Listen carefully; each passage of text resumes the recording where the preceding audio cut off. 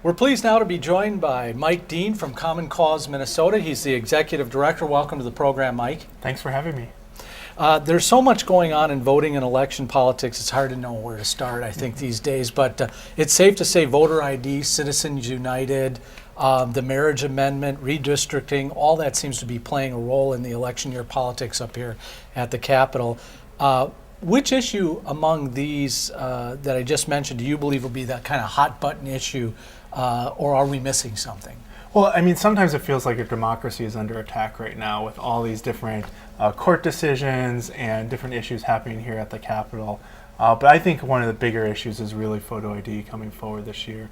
And that, I think, is really the greatest threat to our democracy, because essentially you're going to see it really disenfranchise, I think, a lot of people. There was sort of some interesting news that came out of last week's hearing where the Secretary of State's office released a report identifying over 215,000 individuals that are currently registered to vote in the state that essentially would be disenfranchised if this law went into effect. And so I think that's really the greatest threat and the most concern right now.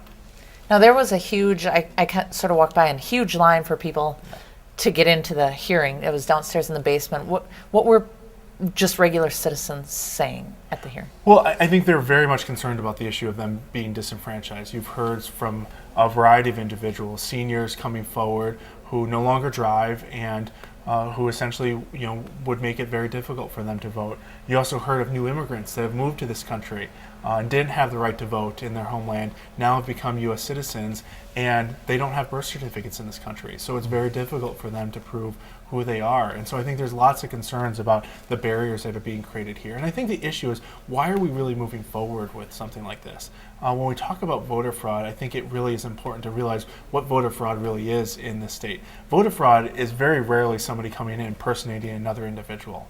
What you often see is what actually just happened in Indiana, where the Secretary of State was convicted of voter fraud. A state where this photo ID is modeled after, where they're saying, this is the model of what we're supposed to look like, and their voter fraud is happening because you have a Secretary of State who essentially lied in terms of where he lived and committed voter fraud as a result of that. But oftentimes it's much worse than that. In a state like Maryland, where essentially you had a campaign manager for one of the candidates who sent in robocalls into 100,000 people in a minority community, encouraging them not to vote.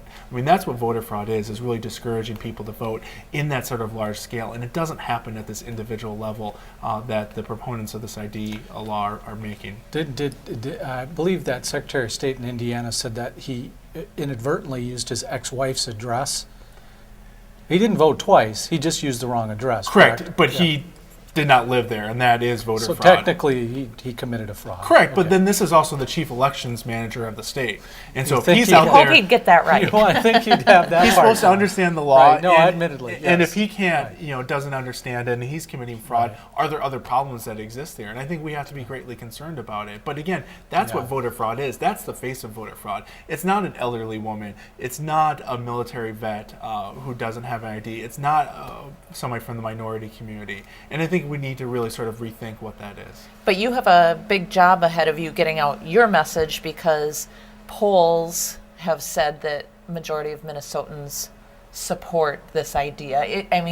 It seems like a good idea. Why not show my ID? Well, and I think that's the greatest challenge, is a lot of people have IDs in the state, to drive, to go anywhere. But we have to remember that elections are for everyone. It's not just for those of us that have ID, and that's the problem with this law. And so, yes, we have a job to convince people of this. And I think that there is a huge education gap that needs to happen, because also when they check an ID, they're actually checking the information on there. When I bring in my ID to go buy a beer, they don't check to make sure my address is correct. They don't make sure that my name is spelled exactly correct. But when you're voting, they're doing exactly that. And so the issue is that you're actually going to see a lot of people disenfranchised because of this, that don't think they're going to be negatively impacted, but because of the checking that goes on as a result of this, that they're going to run into significant problems on election day. And that's our job, is to educate people that a lot of people are going to be impacted by this. And hang on a second, but driving is a privilege, I think, and voting is supposed to be a right. So one you need a license for, and the other one you haven't needed it up to this point in this state. Well, and that's the unfortunate line of thinking that exists behind this law, is the idea that voting is a privilege in the state. And as you rightly corrected, it's not. I mean, we have the Voting Rights Act. There are many pieces in federal law that say that voting is a right and should be protected. And unfortunately, it appears that some groups are trying to take that right away right now. But I think some of the other major issues, redistricting is going to be a big issue coming Well, down. we're going to get to that. Okay. Hang on. All right. 'Cause I think Andy has some more questions for you. We're gonna switch a little bit, but Okay. but this is somewhat related. So your organization has been critical of ALEC, the American Legislative Exchange Council. Now, I want you to kind of walk us through it, because originally it was sort of seen as, oh, this is really helpful, and they do a lot of the work to do the research on legislation, and it's former lawmakers who get employed there and help things out. But what's the criticism? Well, I think this is a huge problem, because essentially what you have going on is legislators are outsourcing their responsibilities to corporate lobbyists, who are essentially drafting model pieces of legislation, and then legislators take those model pieces of legislation and bring them home and introduce it without knowing the full impact of the law. That doesn't sound good. And that is a huge problem. I mean, just this week we found an example in the state of Florida where you had a legislator who basically took this cookie cutter bill, Word for word. Yeah. word for word, and in there had the ALEC mission statement. And so she has this statement of this Forgot to hit the organization delete and button. forgot to take it out. And I mean, essentially, this is I think we've all plagiarism been here. there where we forgot to hit the Oops. And so what this group does is, I mean, they've tried to sort of pitch this as, oh, it's not that a problem. But again, you have corporate lobbyists writing these pieces of legislation, and it has a direct impact on individuals. So you have a bill that's actually going to show up next week.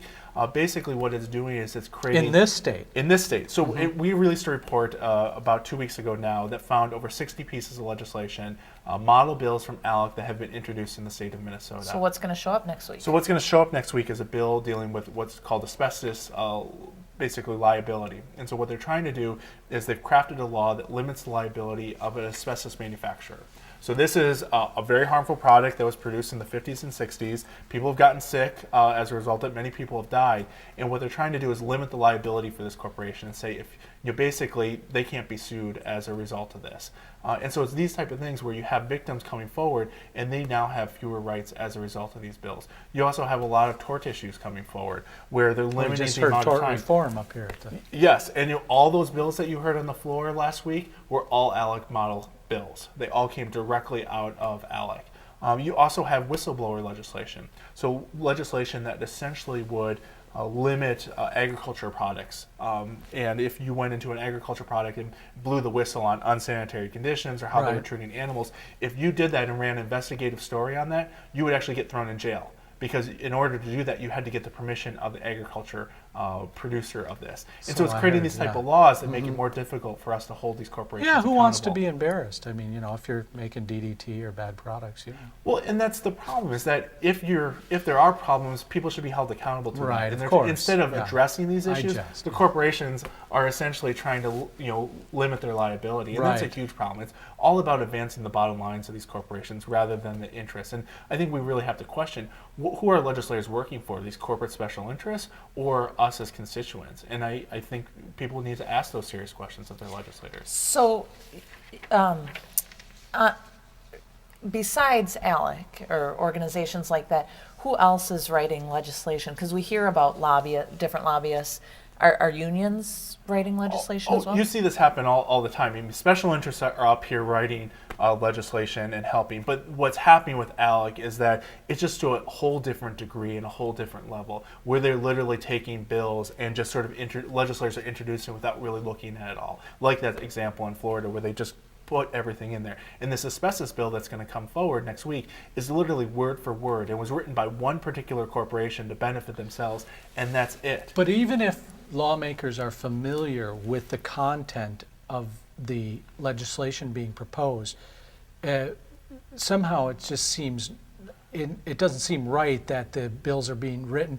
There seems to be a conflict of interest, but maybe there isn't a conflict of interest if your primary funder for your election happens to be the same person writing your legislation. Well, and that's a problem is that we see is that Are they for sale? There's a real lack of transparency, and that's what I Right. see as a major reform. So no matter if it's ALEC or if it's a labor union Yeah, or any Andy's sort gonna of get other to that organization, next, yeah. is really to require that if this legislation is being sort of drafted by a lobbyist, that be disclosed as part of the legislation. This is So actually, you're not going to stop this legislation being drafted by outside groups, but this is we can't do that. At Yeah. least what we can do is shine a bright light on this, and that's what I'm most concerned about. Is legislators are doing this completely behind closed doors. Right. They're not really sharing it with the public. I mean, what's actually happening is these corporate lobbyists are flying them down to some of the most exclusive resorts and hotels in this country and sitting down with them and drafting these pieces of bills. And what we want to do is we want to know who are the interests behind it and have those names essentially associated with the bill. So what I want to see is when we see the list of sponsors of a bill, we see the legislator's name,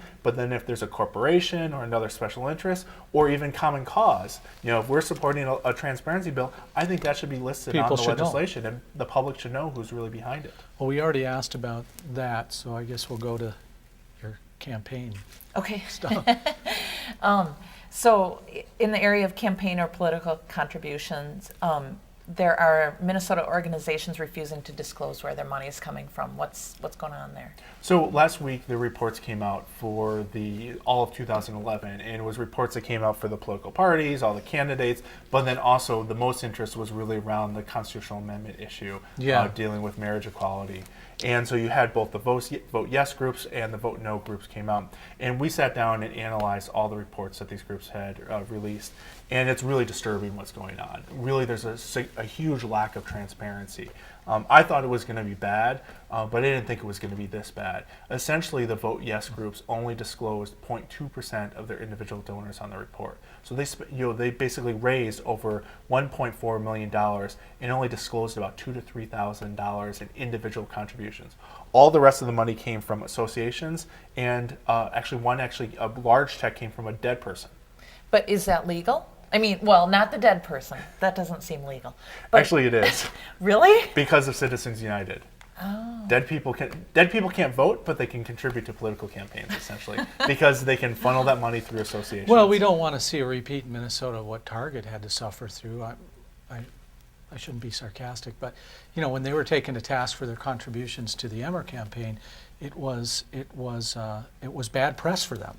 Well, And corporations don't like people to know about that stuff, apparently, and they're making it difficult. And that's a larger issue here, is that you really see a clear intent to basically hide who's behind these groups. And I think the public has a right to know. Again, transparency. Yes, and the public has a right to know, because this is potentially Just tell us, we'll decide, right? Exactly. This is the only sort of nonpartisan information you actually get about the campaign. Everything's sort of focus group and tested and everything else. But when we know who's behind these groups, that's a way for us to really evaluate who's speaking and the message that's being delivered. And right now we're being denied that right. And so for what about, Mike, I just hate to interrupt, but what about for the uninformed voter who's just being indoctrinated by the ads?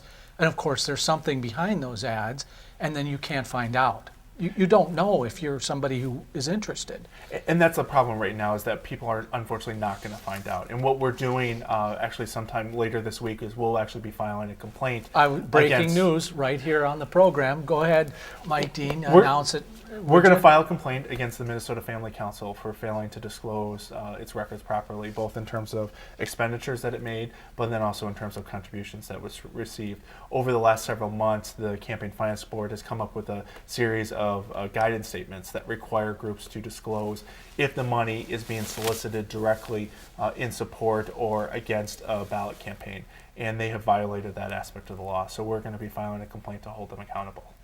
Now, the National Organization for Marriage, who is on the yes side of this amendment and is a national organization, they kind of came out and said, we don't think the Minnesota disclosure laws are Even apply to us. are legal. Do you see a legal battle coming over that? Oh, I think this is going to inevitably end up in courts, and that's actually what has happened in other states. So, for example, in Maine, you have the same sort of scenario. The National Organization for Marriage basically spent all this money, didn't disclose any of it. The state came in, Attorney General, and actually sued them, and they've actually been in litigation for the last 2 years now. And so my worry going forward is that we're going to go through between now and November and not know where any of this money is coming from, at least on the vote yes side.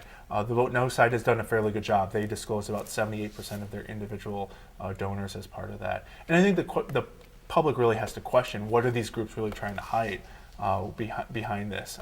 They've made sort of allegations that they're going to be intimidated, and pointing to examples in California where after Prop 8, some of the donors to Proposition 8 were intimidated. But the courts have reviewed this and found out those arguments to really not have any merit at all.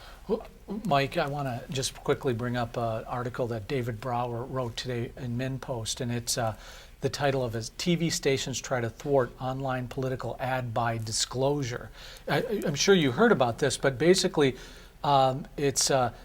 he says the Federal Communications Commission mandates broadcasters publicly report ad buys and even purchase requests. The disclosure is often available months before campaign finance reports, and in some cases more detail, enable journalists and intrepid citizens to discover strategy and investigate buyers in the pre-election run-up.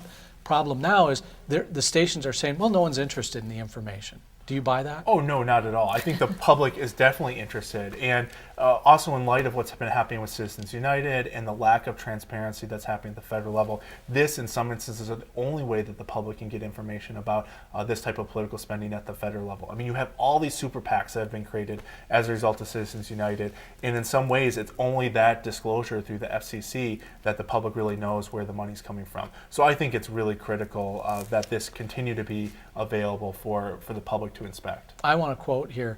TV broadcasters, quote, say their profits outweigh public empowerment.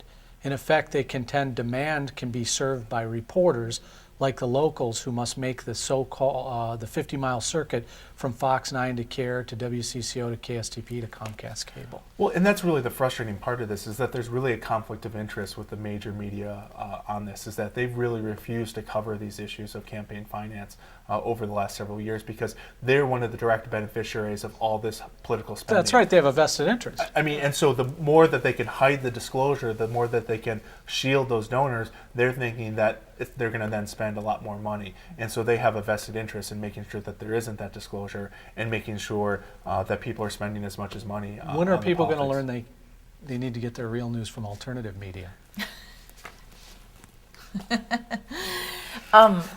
Mike, you may not want to do this, but I'm just going to put it out there. Can you speculate, because this is, as a citizen, this is the question I wonder, can you speculate on who was donating to the constitutional amendment? And was it outside the state or was it inside the state? That's what we've seen in other states. So in the California spending and the Maine spending, what was disclosed is that was a lot of out-of-state money coming in, and that's why they're trying to avoid that disclosure, is that becomes part of the debate. You know, why you have all these outside interests of the state of Minnesota spending all this money and trying to influence how we address marriage issues in this state. And so I think that is the motivation. I mean, it is all speculation at this point, but I think that very much is the reason why they're trying to hide it. Super PACs. They're in the news right now because of presidential election campaigning and all that stuff. They've come in. What about the so-called mini super PACs and their influence on state house, elections? And what do you think their role is going to be in the local elections here for a state house? We're seeing them increase. I mean, you've seen a real increase over the last 4 years. Is it right even to call them mini PACs if they're throwing hundreds of thousands of dollars into the... No, I mean, and technically PACs probably isn't the right word. And even at the federal level, that's probably not the best way to describe them. I mean, in Minnesota, they're often called independent expenditure groups. And so this is groups where Which is there's a really outside... catchy term. Well, yeah, it's not as sexy as super PACs. Yeah, but because Minnesota, PACs are defined a little bit differently. PACs are normally individual contributions rather than corporate or union contributions coming in. But I think we're going to continue to see a huge increase here, especially with what's happened on the Republican side where the party's in debt. And so you're going to see these outside groups saying, we want to spend and we're going to give money to these outside groups because we can control what's going on. And I think this is really bad for democracy, mainly because you're going to have these groups come in. People aren't going to know really who they are.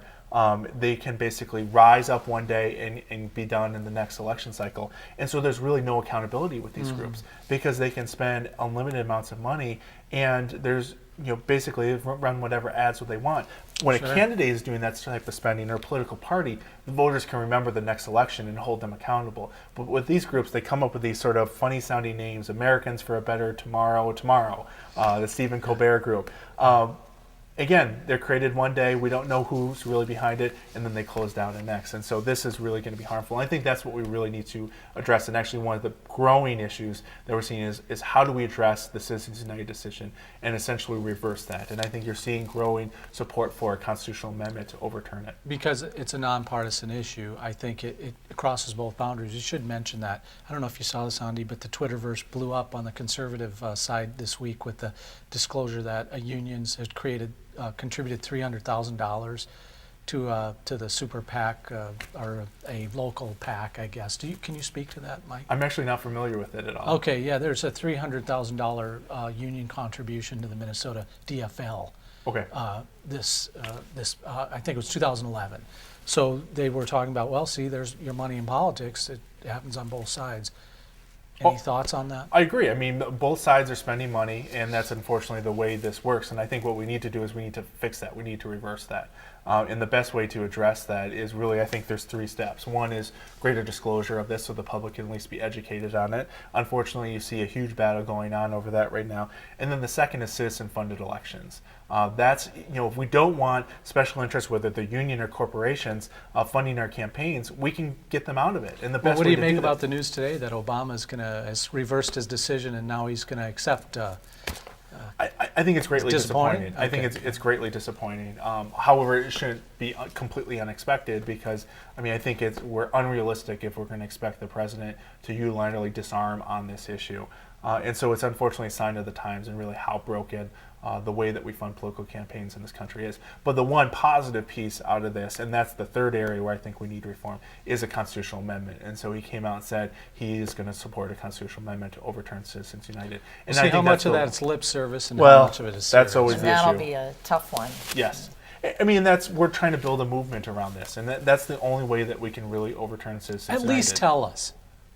At least disclose it, right? I mean, that's what we're asking as citizens and journalists, and But we're fighting huge battles on that right now. there's you lots have- of money at play. Yeah. You're seeing this on the ballot amendment side where you have a huge attack, and essentially they can use the courts essentially to hide themselves from this type of disclosure. And so and what's frustrating for me is in the Minnesota Constitution, we actually Common Cause passed the constitutional amendment in 1980 that required disclosure.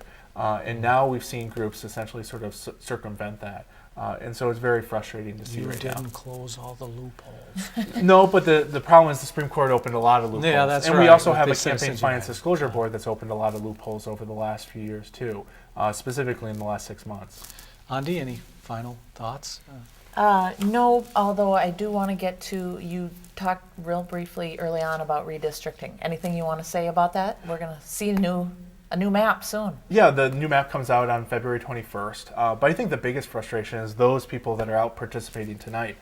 Essentially what they're doing is they're going to have to do a They do-over. don't know. Yeah. Because we don't know what the districts are. And I think it just shows you how broken the redistricting process is right now. I mean, why do we have people going out, spending all this effort?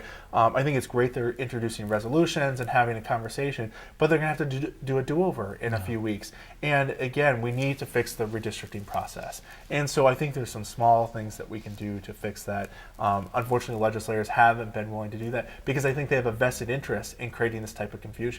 What you've seen is very few challengers stepping forward from a lot of legislators because we don't know what the districts are. And so my worry is that they did this on purpose to essentially ensure that there were limited challengers going forward, and so to create as much confusion as long as possible regarding these redistricting lines. And I think we're all suffering as a result of that, both tonight during the caucuses, but then also in the lack of challengers that we'll see coming forward.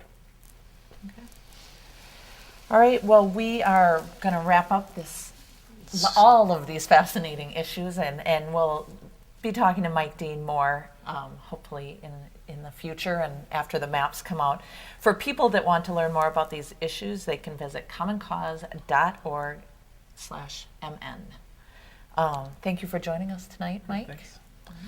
Coming up in a minute, we'll have a quick call out to Mitch Berg, who's a political right-leaning conservative radio talk host. He's out in the caucus right now, caucuses, and he's going to give us a live report on what's happening out there, at least from the GOP perspective on caucus night. We'll be right back after this brief pause.